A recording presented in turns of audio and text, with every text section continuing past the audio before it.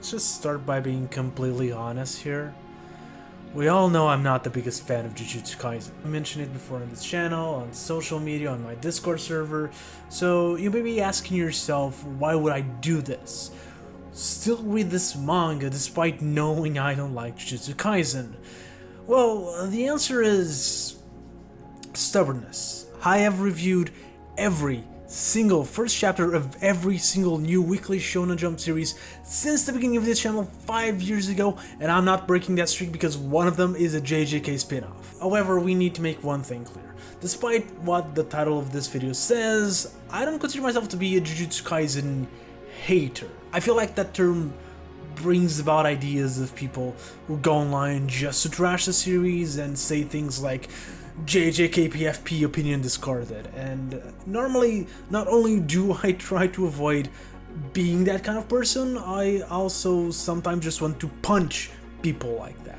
I'm also not the biggest fan of hate reading. I'm going to check out Jujutsu Kaisen Modulo, not expecting to hate it, not to trash it, but trying to genuinely enjoy it for what it is, and take it for what it is. No one is forcing me to do this, so I'm not going into it bitter that it exists. That said, I'm actually a little bit disappointed because when Modulo was first announced, before we knew it was a Jujutsu Kaisen spin-off, I was actually excited to see if I was able to enjoy a new series by Gege Akutami, especially knowing that this was going to be a short series, probably unshackled by the fears of an early cancellation. However, this isn't Modulo. This is Jujutsu Kaisen Modulo. So let's tackle things differently. This isn't going to be a video covering all the little references to the main series. This isn't going to be a video talking about all the plot connects or explaining. This isn't Modulo explained. Instead, today we're going to find out if, even if you aren't the biggest fan of Jujutsu Kaisen, even if you didn't get into the hype, hell, even if you haven't read the entire series, the main series yet, will you still be able to enjoy Modulo as a series for what it is, or is this truly just for the hardcore Jujutsu Kaisen fans? Let's talk about it. So, this manga starts 68 years after the main plot of Jujutsu Kaisen, and it starts by introducing aliens that have the same power as cursed users. This is probably where a good chunk of people just simply turned around and left. But honestly, this is the kind of insane shit that makes me want to stay and see where it goes. It got me invested. One of the aliens, our main character Maru, is tasked to oversee two Jujutsu sorcerers, the siblings Yuka and Tsurugi, the grandchildren of Maki from the original series, as they both try to find out who's kidnapping a lot of children in the area. Now, they don't really know that Maru is an alien at first, and they think it's a very rare case of someone from a country outside of Japan that has cursed energy. As they explain, apparently this is a Japanese-only thing for the most part, which makes the Japanese very expensive in the black market, and that probably explains why there's been a lot of kidnappings of children recently. This first chapter revolves around two things. The first, obviously, is the kidnappings, but the second is the entire dynamic between the two siblings. While growing up, Yuka was given a ring by her grandfather to protect her.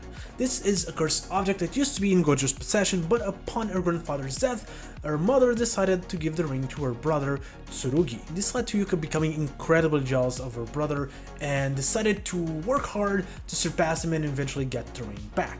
In our current time, neither of them seem to be in good terms. None of this is more obvious than when the kidnapper reveals himself and captures Tsurugi. All the while, Yuka seems to not really care that much and simply decides to report the situation to her superiors and see how the things evolve. This actually saddens Maru, as he admits that he also has an older brother that refuses to connect with him despite various efforts. So he decides to break the rule that was given to not interfere in order to help Yuka get to the kidnapper, help her brother, and finally try to patch things up. And that's kind of what happens. Maru uses cursed energy that allows him to locate a person that matches Yuka, which leads both of them to Tsurugi and the kidnapper, just as the kidnapper was telling him about the recent rumors of alien activity. Yuka and Tsurugi automatically fight, Yuka automatically loses, and then they join forces and beat up the bad guy. This is when the true nature of the ring is revealed through a flashback. It turns out that the ring is a protection ring, which means that despite what Yuka thought, it was given to Tsurugi because he was the weakest, not the strongest. And Tsurugi knew what the ring was, so that actually made him mad that he was given the ring, and he decided to work hard to surpass Yuko, all the while, as we have learned, was trying to surpass him due to her interpretation of the events. But it seems that with this reveal, they kinda maybe got on better terms? I don't know. What I know is that this chapter ends with the kidnapper babbling something about a cellar, and then Maru just Akis the fuck out of him through his third eye, leading to Tsurugi concluding that Maru was probably one of the rumored aliens. And that's the chapter, so how was it? Well, it was good. I think the problem with newcomers jumping into this one is that it vaguely tells you what happens in the end of Jujutsu Kaisen, but it's more of a the good guys win kind of thing, which, you know, if you're reading Weekly Shonen Jump Battle Shonen, you probably expected that to be the case anyways. That said, I did enjoy the chapter for what it is, though I think I mostly enjoyed the character of Maru. He's so sensitive and nice, and not at all what you'd expect from the introductory pages of the manga, but I feel like it fits the art style of Yuji Iwasaki really well, which is very different from Gega's. It's very shiny, it's very clean and crisp, which I think helps bring the naiveness and innocence of Maru to the pages. But I need to praise Iwasaki even more, because I've read his previous work, Cypher Academy, and I gotta say that this manga feels visually a lot more like Jujutsu Kaisen than it does Cypher Academy, even though it has the same art style as the former. I'm not sure if it's the paneling, the character design, or just a slightly more scratchy feel to the characters.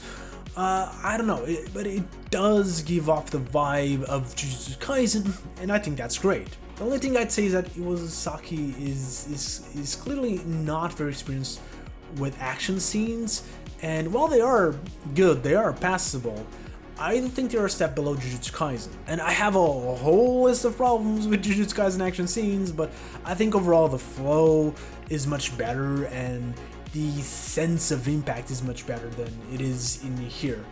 But, you know, other than that, top-notch decision. Moving on to the two siblings, I just wasn't invested in them as I was with Maru. I think their squabble is very surface level, and I think the manga didn't really explore their actual relationship, and more so the backstory of that relationship, if that makes sense. What I mean is that we do know that they have problems with each other, and we do know why they have problems with each other, but it's hard to gauge the level in which the problems affect their communication. Are they really in bad terms, or is it just sibling things? When Tsurugi was kidnapped, did Yuka not really care about that in the first place and was just convinced otherwise?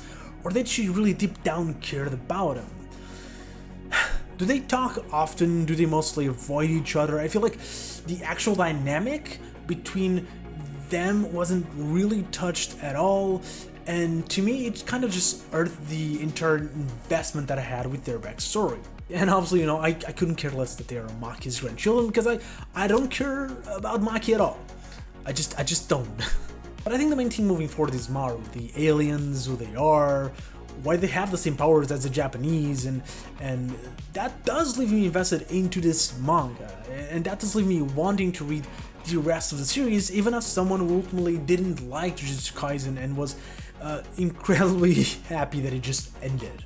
I'm hoping that the investment stays on and that I don't get tired of it, but because it's supposed to be short manga, probably around 2 to 3 volumes, it's more likely that that doesn't happen. All in all, good stuff. Normally this is where I tell you if I think this manga will survive or not, but it will. Like, it's a short series, so I don't think there's even a risk there, but even if it was, this is Jujutsu fucking Kaisen. It's one of the biggest titles of this decade. It's the last big success of Shonen Jump. It will survive just on name alone. So we'll end the video here. If you'd like to see more reviews of more first chapters of Weekly Shonen Jump series, click the playlist on the left and maybe subscribe, I don't know. And if you want to know what manga this filthy Jujutsu Kaisen hater actually likes, click the video on the right. If they're swapped, look, I'm sorry. And if you watched till here, thank you very much, and I'll see you next video.